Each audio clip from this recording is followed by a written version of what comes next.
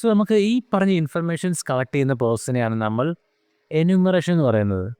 So നോക്കൂ, നമ്മുടെ scanning complete ആയി. സ്കാനിങ് കംപ്ലീറ്റ് ആയിട്ട് മാത്രമല്ല, നമ്മളുടെ ഒരു യൂസർ ഉണ്ടെന്ന് കണ്ടുപിടിച്ചു. ഹലോ എവരിവൺ, ഞാൻ മനു. ഞാനൊരു സൈബർ സെക്യൂരിറ്റി സ്പെഷ്യലിസ്റ്റാണ്. ഇതെൻ്റെ hacking from zero to hero level എന്ന പ്ലേലിസ്റ്റിലെ ഒരു പ്രധാനപ്പെട്ട വീഡിയോയാണ്. പ്രീവിയസ്ലി നമ്മൾ എങ്ങനെ മെറ്റാസ്പ്ലോയ്റ്റ് ഫ്രെയിംവർക്ക് ഉപയോഗിച്ച് ഒരു വിക്ടിമിൻ്റെ മെഷീനിലേക്ക് അറ്റാക്കർ അറ്റാക്ക് ചെയ്ത് കയറുന്നു അല്ലെങ്കിൽ ഹാക്കിങ് ചെയ്യുന്നു എന്ന് മനസ്സിലാക്കിയിരുന്നു. അതിനുവേണ്ടി നമ്മൾ ഉപയോഗിച്ചത് മെറ്റാസ്പ്ലോയിറ്റബിൾ OSഉം അതേപോലെ മെറ്റാസ്പ്ലോയ്റ്റ് ഫ്രെയിംവർക്കുമാണ്. സോ നമ്മൾ മെറ്റാസ്പ്ലോയിറ്റിനെ കുറിച്ചൊരു ഇൻട്രൊഡക്ഷൻ വീഡിയോയിൽ പറഞ്ഞിട്ടുണ്ടായിരുന്നു, എന്താണ് എക്സ്പ്ലോയിറ്റ്, പേലോഡ് തുടങ്ങിയ കാര്യങ്ങളൊക്കെ. അതിൽ തന്നെ പ്രധാനപ്പെട്ട ഒരു മൊഡ്യൂളാണ് ഓക്സിലറി. നമ്മളുടെ ഇന്നത്തെ ടോപ്പിക്കും ഈ ഓക്സിലറി ബേസ് ചെയ്തിട്ടുള്ളതാണ്. അതായത് പ്രീവിയസ്ലി നമ്മൾ സ്കാൻ ചെയ്ത് ഫൈൻഡ് ചെയ്തത് 23 പോർട്ടാണ് നമ്മുടെ മെറ്റാസ്പ്ലോയിറ്റബിൾ OSൽ ഓപ്പൺ ആണെന്നാണ്. എന്നാൽ നമ്മൾ അതിലെ ഫസ്റ്റ് പോർട്ടായ FTP മാത്രമേ എക്സ്പ്ലോയിറ്റ് ചെയ്തിട്ടുണ്ടായിരുന്നുള്ളൂ. ഇപ്പോൾ നമ്മൾ ചെയ്യാൻ പോകുന്നത് പോർട്ട് നമ്പർ 25, അതായത് SMTP എന്ന പ്രോട്ടോക്കോൾ എങ്ങനെ നമുക്ക് യൂട്ടിലൈസ് ചെയ്യാമെന്നാണ്. സോ SMTP എന്ന് വെച്ചാൽ ഇത് പോർട്ട് നമ്പർ 25 ആണ് റൺ ചെയ്യുന്നത്. ഇതിൻ്റെ full form simple mail transfer protocol. ഇതൊരു മെയിൽ ട്രാൻസ്ഫർ പ്രോട്ടോക്കോളാണ്. സോ ഈ പ്രോട്ടോക്കോൾ നമ്മളുടെ കറൻ്റ്ലി മെറ്റാസ്പ്ലോയിറ്റബിൾ OSൽ കറൻ്റ്ലി ഈ പോർട്ട് നമ്പർ 25 ഓപ്പൺ ആണ്. സോ അതുകൊണ്ട് തന്നെ നമ്മൾ ചെയ്യാൻ പോകുന്നത്, ഇത് ബേസ് ചെയ്ത് നമുക്ക് ആ ഒരു മെഷീനിൽ എത്ര യൂസേഴ്സ് ഉണ്ട്, അല്ലെങ്കിൽ യൂസറിൻ്റെ പേരെന്താണ് തുടങ്ങിയ കാര്യങ്ങൾ മനസ്സിലാക്കുവാനാണ്. സോ നമുക്ക് ഈ പറയുന്ന കേസിൽ SMTP എന്ന മെയിൽ ട്രാൻസ്ഫർ പ്രോട്ടോക്കോളിൽ രജിസ്റ്റർ ചെയ്ത യൂസേഴ്സിൻ്റെ പേര് ഏതൊക്കെയാണെന്ന് മനസ്സിലാക്കിയാൽ അവരാണ് നമ്മൾ ടാർഗറ്റ്. സോ അറ്റാക്കേഴ്സും ചെയ്യുന്ന ഇത് തന്നെയാണ്. അവർക്കൊരു മെഷീനിലേക്ക് ആക്സസ് കിട്ടിക്കഴിഞ്ഞാൽ അതിലെ യൂസേഴ്സ് ആരൊക്കെയാണ്, അവരുടെ മെയിൽ ID എന്താണ്, അവരുടെ പാസ്വേഡ്സ്, അവരുടെ ഫോൺ നമ്പർ, ഇമെയിൽ ID തുടങ്ങിയ കാര്യങ്ങൾ അവർക്ക് മനസ്സിലാക്കണം. സോ ഇതൊക്കെയാണ് അവർ ചെയ്യുക. സോ നമ്മളും ഇപ്പോൾ ഓൾറെഡി FTP വൾനറബിലിറ്റി ഉപയോഗിച്ച് ഒരു മെഷീനിലേക്ക് ആക്സസ് കിട്ടിയിട്ടുണ്ട്. നമുക്കിനിയും വേണ്ടത് അതിലെ വിക്ടിമിനെ മനസ്സിലാക്കുക എന്നാണ്. അപ്പോൾ നമുക്ക് നേരെ പ്രാക്ടിക്കലോട്ട് കിടക്കാം. സോ ഞാൻ പറഞ്ഞ പോലെ തന്നെ നമ്മൾ നമ്മളുടെ മെറ്റാസ്പ്ലോയിറ്റ് ഫ്രെയിംവർക്ക് ഉപയോഗിച്ചിട്ടുള്ള പ്രാക്ടിക്കൽ സ്റ്റാർട്ട് ചെയ്യുകയാണ്. സോ ഇവിടെ അറ്റ് ഫസ്റ്റ് ഞാനൊരു സുഡോ യൂസറായിട്ട് കയറുകയാണ്. സുഡോ യൂസർ കൊടുത്ത് പാസ്വേഡ് കൊടുക്കുമ്പോൾ തന്നെ നമുക്ക് ഒരു റൂട്ട് യൂസർ പ്രൊവൈഡ് ചെയ്യുന്നുണ്ട്. സോ ഇനി നമ്മൾ നമ്മളുടെ MSF കൺസോൾ സ്റ്റാർട്ട് ചെയ്യുകയാണ്. സോ ഓൾറെഡി നമ്മൾ എന്താണ് പ്രാക്ടിക്കൽ കണ്ടന്റ് ഡിസ്കസ് ചെയ്തിട്ടുണ്ടായിരുന്നു. അതായത് നമ്മൾ SMTP പ്രോട്ടോക്കോൾ എക്സ്പ്ലോയിറ്റ് ചെയ്യാൻ പോവുകയാണ്. സോ ഈ ഒരു പ്രോട്ടോക്കോൾ എന്ന് വെച്ചാൽ നമുക്ക് മെയിൽ ട്രാൻസ്ഫർ വേണ്ടി ഉപയോഗിക്കുന്ന പ്രോട്ടോക്കോളാണ്, simple mail transfer protocol. So ഈ പ്രോട്ടോക്കോൾ ഉപയോഗിച്ച് നമ്മൾ ഒരു എക്സ്പ്ലോയിറ്റ് പ്ലാൻ ചെയ്യുകയാണ്. സോ നമ്മളുടെ മെഷീനിൽ, ഈ പറയുന്ന കാലി മെഷീനിൽ നമ്മളുടെ മെറ്റാസ്പ്ലോയിറ്റിൽ already many payloads, auxiliaries, exploits അങ്ങനെ പലതുണ്ട്. ഞാൻ നമ്മളുടെ ഇൻട്രൊഡക്ഷൻ സെഷനിൽ, അതായത് നമ്മളുടെ മെറ്റാസ്പ്ലോയിറ്റിൻ്റെ ഇൻട്രൊഡക്ഷൻ സെഷനിൽ ഞാൻ എന്താണ് എക്സ്പ്ലോയിറ്റ്, എന്താണ് പേലോഡ് തുടങ്ങിയ എല്ലാ കാര്യങ്ങളും പറഞ്ഞിരുന്നു. സോ നമുക്കിപ്പോൾ അറിയേണ്ട ഒരു പ്രധാനപ്പെട്ട കാര്യം എന്താണെന്ന് വെച്ചാൽ, എന്താണ് ഓക്സിലറീസ്. സോ ഈ ഓക്സിലറി എന്ന് പറയുന്ന കണ്ടൻറ്റ് നമ്മളുടെ കാലി മെഷീനിൽ ഉള്ളതാണ്. അതായത് മെറ്റാസ്പ്ലോയിറ്റിൻ്റെ ഒരു പാർട്ടാണ് ഈ പറയുന്ന ഓക്സിലറി. സോ ഈ ഒരു ഓക്സിലറി വെച്ചിട്ട് നമുക്ക് ഇൻഫർമേഷൻ ഫൈൻഡ് ചെയ്യാൻ പറ്റും. അതായത് നമുക്കിപ്പോൾ ഒരു മെഷീനിലേക്ക് കണക്ട് ചെയ്യുകയാണ്. സോ പ്രീവിയസ്ലി നമ്മൾ ചെയ്തത് എന്തായിരുന്നു, നമ്മൾ ഒരു മെഷീനിലേക്ക് കണക്ട് ചെയ്തിട്ട് അവിടെ എക്സ്പ്ലോയിറ്റ് ചെയ്യുകയാണ് ചെയ്തത്. അതായത് FTP വൾനറബിലിറ്റി നമ്മൾ എക്സ്പ്ലോയിറ്റ് ചെയ്ത്. സോ അതേപോലെ എക്സ്പ്ലോയിറ്റ് അല്ല നമ്മളിവിടെ പ്ലാൻ ചെയ്തിരിക്കുന്നത് മാക്സിമം ഇൻഫർമേഷൻ കളക്ട് ചെയ്യുക എന്നുള്ളതാണ്. മെറ്റാസ്പ്ലോയിറ്റബിൾ OSൽ നമുക്ക് ഒരുപാട് വൾനറബിലിറ്റീസ് ഉണ്ട്. അതിൽ ഏതൊക്കെ യൂസറുണ്ട്, അവരുടെ ID എന്താണ് തുടങ്ങിയ കാര്യങ്ങളൊന്നും നമുക്കറിയുകയില്ല. സോ നമുക്ക് ഈ പറഞ്ഞ ഇൻഫർമേഷൻസ് കളക്ട് ചെയ്യുന്ന പ്രോസസ്സിനെയാണ് നമ്മൾ എനുമറേഷൻ എന്ന് പറയുന്നത്. ഈ പറഞ്ഞ എനുമറേഷനിൽ നമ്മൾ മാക്സിമം ഇൻഫർമേഷൻ കളക്ട് ചെയ്യുകയാണ്. അതിൽ നമുക്ക് യൂസറിനെ കുറിച്ചുള്ള, അല്ലെങ്കിൽ ഒരാളുടെ ഇമെയിൽ ID, അയാളുടെ യൂസർ ID, അയാളുടെ ഫോൺ നമ്പർ തുടങ്ങിയ എല്ലാ ഇൻഫർമേഷൻസ് നമുക്ക് എനുമറേഷനിൽ കണക്ട് ചെയ്യാൻ പറ്റും. സോ നമുക്ക് ഇവിടെ ഉപയോഗിക്കുന്ന പേലോഡാണ്, അല്ലെങ്കിൽ ഒരു മൊഡ്യൂളാണ് ഓക്സിലറീസ്. ഈ ഓക്സിലറി ഉപയോഗിച്ച് നമ്മൾ ഈ നമ്മളുടെ ടാർഗറ്റ് മെഷീൻ IP അഡ്രസ് പറയുന്നത് 192.168 1.15 ആണ്. ഈ മെഷീനിൽ ഉള്ള യൂസേഴ്സിനെ ഐഡൻറ്റിഫൈ ചെയ്യാണ് നമ്മളുടെ ഒബ്ജക്റ്റീവ്. സോ നമുക്ക് ഇവിടെ വേണ്ടത് ഈ പറയുന്ന യൂസറിൻ്റെ ഇൻഫർമേഷൻ, ഏതൊക്കെ യൂസറുണ്ട്, അവരുടെ ID തുടങ്ങിയ ഇൻഫർമേഷൻ ഫൈൻഡ് ചെയ്യുകയാണ് നമ്മുടെ ഒബ്ജക്റ്റീവ്. സോ നമ്മൾ ഇവിടെ ഉപയോഗിക്കുന്ന മെത്തേഡും ഒരു സിമിലർ ടു ബ്രൂട്ട് ഫോഴ്സിംഗ് ആണ്. അതിനുവേണ്ടി നമുക്കൊരു വെയർ ലിസ്റ്റ് വേണം. ഈ വെയർ ലിസ്റ്റിൽ നമുക്ക് ഒരുപാട് യൂസേഴ്സിൻ്റെ നെയിം ഉണ്ടാവണം. ഈ നെയിം എല്ലാം വെച്ചിട്ടാണ് നമ്മൾ ഇങ്ങനൊരു യൂസർ ഉണ്ടോ ഇല്ലയോ എന്ന് ചെക്ക് ചെയ്യുന്നത്.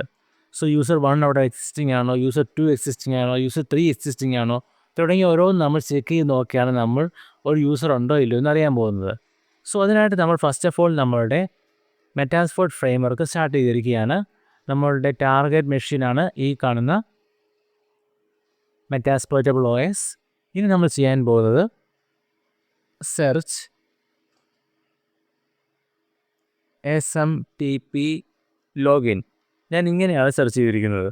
ഓക്കെ, ഇങ്ങനെ സെർച്ച് ചെയ്തപ്പോൾ നമുക്ക് ലോഗിൻ ബേസ് ആയിട്ടുള്ളത് കിട്ടിയുള്ളൂ. SMTP ലോഗിൻ എന്നുള്ളത് കിട്ടിയിട്ടില്ല.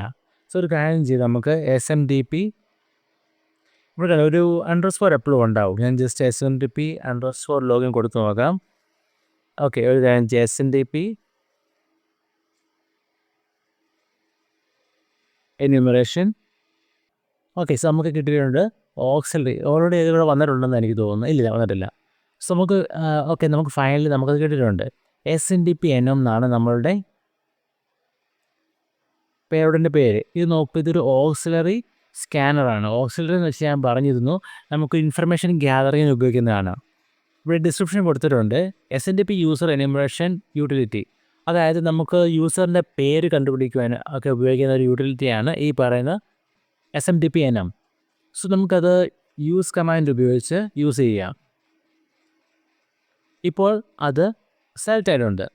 നമുക്കിനി വേണ്ടത് എന്തൊക്കെ ഓപ്ഷൻസാണ് വേണ്ടതെന്ന് അറിയാനായിട്ട് നമ്മൾ ഷോ ഓപ്ഷൻസ് കൊടുത്ത് നോക്കുക. സോ ഷോ ഓപ്ഷൻസ് കൊടുത്തപ്പോൾ നമുക്കിവിടെ കാണാൻ പറ്റുന്നുണ്ട്, ഇവിടെ മൾട്ടിപ്പിൾ ആയിട്ടുള്ള റിക്വയർമെൻ്റ് ഉണ്ട്. സോ നമുക്ക് റിക്വയർമെൻ്റ് എന്ന് പറയുന്നത് 1 2 3 4 5, അതായത് 5 റിക്വയർമെൻറ്റ്സ് ഉണ്ട്. എന്നാൽ ഇവിടെ ഓൾറെഡി 4 വാല്യൂസ് സെറ്റാണ്. നമുക്ക് അതായത് ഈ 4 വാല്യൂ ഇനി കൊടുക്കേണ്ട ആവശ്യമില്ല. പോർട്ടും ത്രെഡ്സും യൂണിയോൺലിയും അതേപോലെ യൂസർ ഫയലും സെറ്റാണ്. നമുക്ക് വേണ്ടത് host മാത്രം. അത് നമ്മുടെ ടാർഗറ്റ് മെഷീൻ IP അഡ്രസ് ആണ്. സോ നമ്മൾ സെറ്റ് ചെയ്യാൻ പോവുകയാണ്. നമുക്ക് സെറ്റ്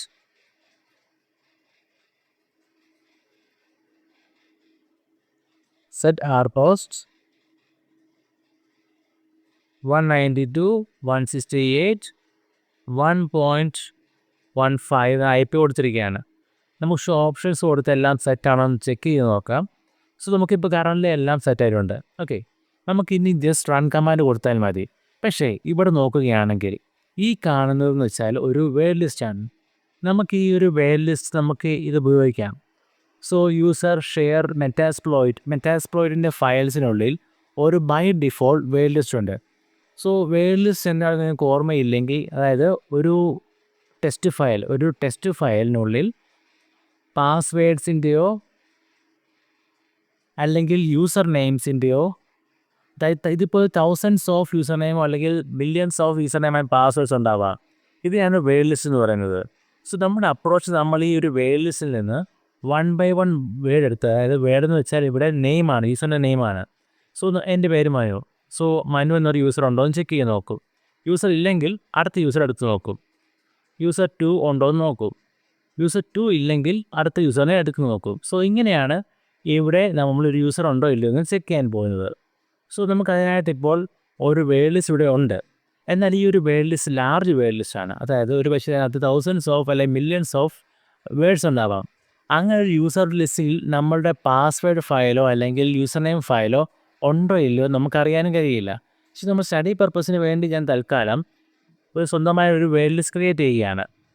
സോ നമുക്ക് ഈ ഒരു വേർഡ് ലിസ്റ്റ് കൊടുക്കുന്ന വഴി നമ്മളുടെ ടൈം കൺസ്യൂം ചെയ്യാനും സ്റ്റഡി ഫാസ്റ്റ് ആക്കാനും പറ്റും.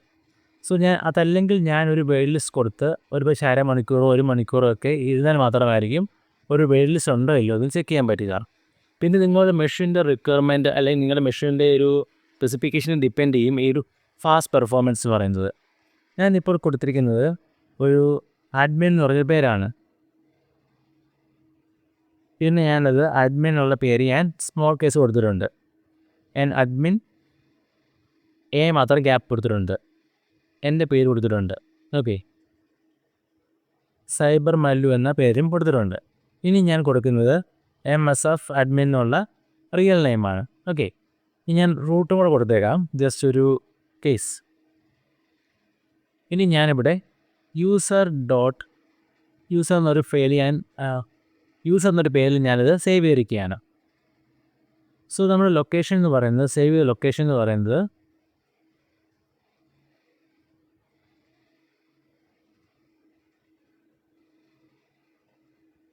ഓക്കെ, ഇതാണ് ലൊക്കേഷൻ, ഹോം കാലി. ഇത് ഞാൻ എടുത്തിരിക്കുകയാണ്. ഇനി ഞാൻ ചെയ്യാൻ പോകുന്നത് just set user file. So ഇത് അതേപോലെ കൊടുക്കുക, യൂസർ _ ഫയൽ എന്ന് കൊടുത്തതിന് ശേഷം നമ്മളുടെ ഫയലിൻ്റെ പാത്ത് സ്കീപ്പ് ചെയ്യുക. അതായത് യൂസർ എന്നാണ് ഫയലിൻ്റെ പേര്, അത് അതുപോലെ കൊടുക്കണം. ഇത് കൊടുത്ത് കഴിയുമ്പോഴത്തേന് എന്തെങ്കിലും സ്പെല്ലിംഗ് മിസ്റ്റേക്ക് ഉണ്ടെങ്കിൽ അത് വർക്കായില്ല. അതുകൊണ്ട് ഞാൻ ചെക്ക് ചെയ്യുകയാണ്. യൂസർ എന്നുള്ള സ്മോൾ കേസാണ്, ഹോം കാലി യൂസർ. ഓക്കെ, ഞാൻ ഇനി ചെയ്യാൻ പോകുന്നത് ജസ്റ്റ് റൺ കൊടുക്കുകയാണ്. റൺ അല്ലെങ്കിൽ നമുക്ക് എക്സ്പ്ലോയിറ്റ് കൊടുക്കാവുന്നതാണ്. ജസ്റ്റ് ചെക്ക് ചെയ്ത് നോക്കുകയാണ്. സോ നോക്കൂ, നമ്മുടെ സ്കാനിങ് കംപ്ലീറ്റ് ആയി. സ്കാനിങ് കംപ്ലീറ്റ് ആയിട്ട് മാത്രമല്ല, നമ്മളുടെ ഒരു യൂസർ ഉണ്ടെന്ന് കണ്ടുപിടിച്ചു. MSF അഡ്മിൻ എന്ന് പറഞ്ഞ യൂസർ ഉണ്ടെന്ന് കണ്ടുപിടിച്ചിട്ടുണ്ട്.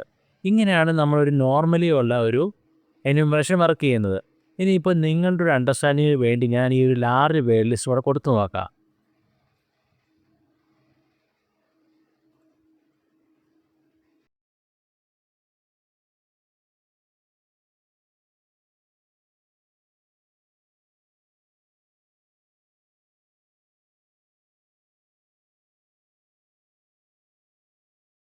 സോ നോക്കൂ, ഇവിടെ ഈ ഇത്ര ഷോർട്ട് പീരീഡിൽ അത് ഫൈൻഡ് ചെയ്യുകയല്ല, കുറച്ച് സമയം എടുക്കും.